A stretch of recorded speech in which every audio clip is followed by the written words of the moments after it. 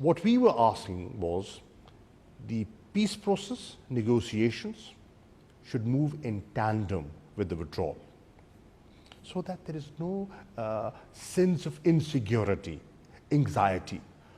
We've been saying consistently, Pakistan, I've been saying in my engagements, withdrawal is inevitable. Make sure that it is a responsible and orderly withdrawal. And what we saw on the TV screens... It was not responsible and not orderly. You see, why was there such a rush? The international community has to weigh the options. One option is engagement as opposed to isolation. You know, we've withdrawn, let's wash our hands, we've done our bit, you know, we leave. That's a dangerous option. That's an option of abandonment of Afghan people, I'm talking of the people. That's the mistake that was committed in the 90s. I would urge the international community not to repeat the same mistake again. And what will happen if that mistake is repeated? There will be could lead to a civil war. Things could become chaotic. There could be anarchy, and that will give space to the organizations that we all dread, the international terrorist organization, that we do not want their footprint to grow in Afghanistan. It sounds to me as though you are urging Western powers to recognize the Taliban as the legitimate rulers of Afghanistan. No, I'm not doing that. I am saying engage. Why am I saying engage? I'm saying engage because a disengagement, the consequences of disengagement are far worse. Now, look at the initial statements that the Taliban have made. They're positive, they're encouraging. The international community is not sure whether they mean them. Will they implement these pronouncements, or is it just a tactic? Test them.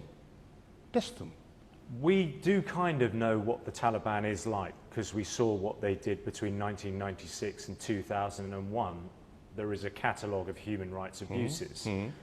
You talk about the Taliban, this new Taliban, making positive signs and saying positive things. Do you believe they've changed, and do you believe they can be trusted? All I can say is I hope they have. I hope they've learned from their mistakes. They've suffered as well. They've been isolated. We should feel sympathy for the Taliban, is that what you're saying? No. They should learn. They should have learned from their mistakes. And I think the attitude and the approach that they are demonstrating so far is reflective of a different approach. So you think they have changed? You think they can be trusted at this moment in time? What I'm saying is, test them. Test them before trusting them. They've made statements. Let's see if they live up to them. And if they do, then build on it, because the other option is far worse. If they are sensible, they should, in my view, respect international opinion and international norms. Why?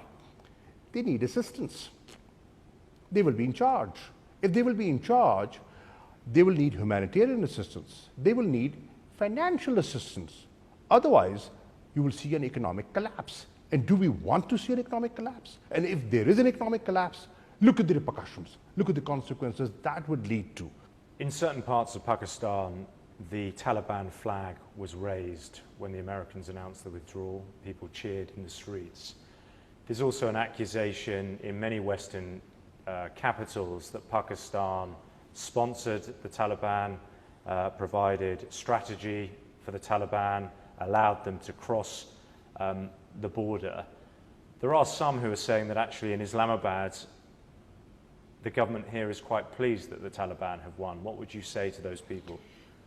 First of all, if there was raising of flags and jubilation, do not forget that there are over 4 million Afghans living in Pakistan.